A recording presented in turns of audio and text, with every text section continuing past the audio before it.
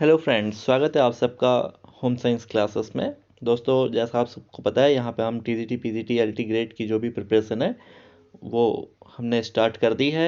और इससे पिछले कुछ वीडियो में अभी तक हमने क्लास 6 के जो एनसीईआरटी के नोट्स थे वो हमने डिस्कस किए थे, जिसके कुछ इम्पॉर्टेंट हमने क्विज भी पूछे थे। काफ़ी अच्छा रिस्पांस उसमें आया था। और क्लास 7 का होम साइंस का जो नोट्स है वो आज से उसके लेक्चर्स हम स्टार्ट कर रहे हैं। तो इसमें पहला जो टॉपिक है वो टॉपिक हम पढ़ेंगे कुपोषण यानी माल न्यूट्रिशन के बारे में। तो आइए जानते हैं क्या है कुपोषण।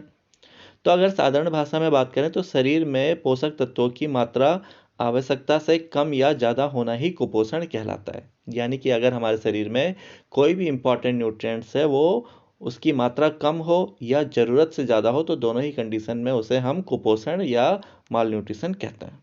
अब कुपोषण के कारण क्या है? कुपोषण के कई कारण होते हैं। जैसे पहला, अल्प पोषण यानी कम खाना खाना।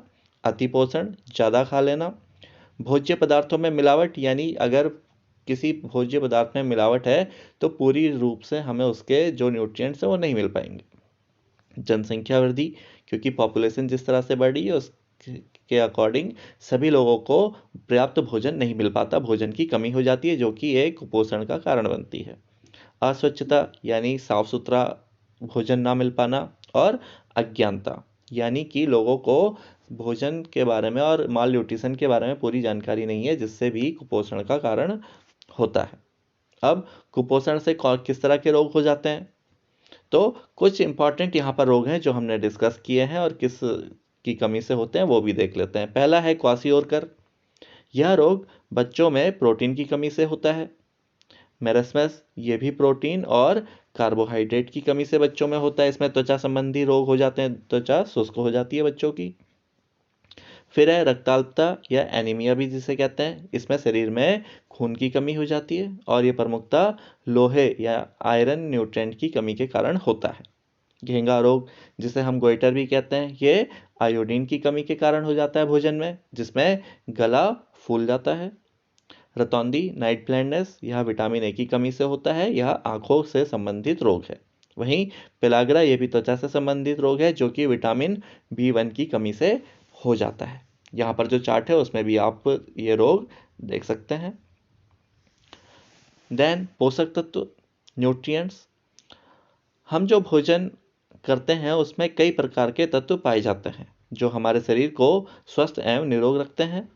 उन्हीं को पोषक तत्व कहते हैं। यानी हम जो खाना खाते हैं उसमें अलग अलग तरह के न्यूट्रिएंट्स जैसे प्रोटीन, कार्बोहाइड्रेट, फैट्स, वसा, खनिज लवण, मिनरल्स, जल यानी वाटर, ये सभी पोषक तत्व पाए जाते हैं। जब इनमें किसी तरह की कमी हो जाती है तो उसी को हम कुपोषण कह देते हैं। नाउ आफ्टर दिस, अब कुछ ऐसे रोग हैं जो कि बराबर अगर हम सही मात्रा में भोज्य पदार्थ ना ले तो उसके कारण भी हो जाते हैं। जैसे संतुलित आहार। अब बैलेंस डाइट भी जिसे हम कहते हैं, ये क्या है? संतुलित आहार वह आहार है जिसमें सभी पोषक तत्व जैसे प्रोटीन, कार्बोहाइड्रेट, वसा, विटामिन, खनिज लवण एवं जल आदि एक निश्चित मात्रा में पाए जाते हैं। यानी वह खाना जिससे हमें पूरी तरह से प्रोटीन, कार्बोहाइड्रेट, फैट, विटामिन इत्यादि मिल जाता है, वही हमारा बैलेंस डाइट कहलाता है। नाउ, हम जिन भोज्य पदार्थों को खाते हैं उनसे हमें ऊष्मा या गर्मी प्राप्त होती है, जिसे एक इकाई से नापा जाता है। इस इकाई को कैलोरी कहते हैं। इसी से हमें पता चलता है कि हमारे शरीर को कितनी ऊर्जा की आवश्यकता है। अलग अलग भोज्य पदार्थों में एनर्जी का लेवल भी अलग होता है, किसी में कैलोरी कम होती है, किसी में कैलोरी ज़्यादा। तो उसके अकॉर्डिंग हम एक अपनी बैलेंस डाइट निर्धारित कर सकते हैं कि हमारे शरीर को कितनी ऊर्जा की जरूरत है। वहीं अगर हम बात करें प्रोटीन की, तो 1 ग्राम प्रोटीन के सेवन से हमें 4.1 कैलोरी ऊर्जा प्राप्त होती है।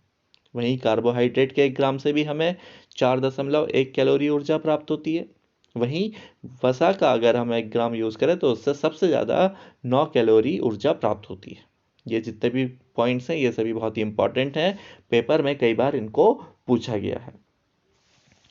वहीं अगर शारीरिक श्रम के आधार पर हम देखें तो ऐसे व्यक्ति जो कम शारीरिक श्रम करने वाले हैं उनको लगभग 2400 से 2600 कैलोरी प्रतिदिन की आवश्यकता होती है।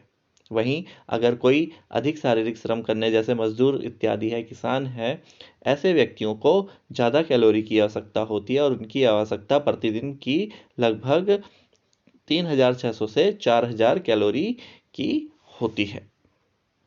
वहीं अगर हम बात करें कि अगर हम संतुलित आहार ना लें तो उससे कई तरह के रोग हो जाते हैं।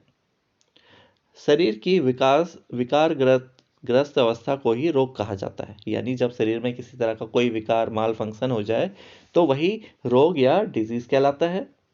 अब पहले हम जो बात करेंगे वो जल के माध्यम से होने वाले रोगों के बारे में हम बात करेंगे, यानी दूषित जल के कारण या जल की कमी से शरीर में कौन से रोग हो जाते हैं। तो इसमें टाइफाइड, ये भी दूषित जल के सेवन से होता है, जो कि साल्मोनेला टाइफी बैक्टीरिया के कारण होता है।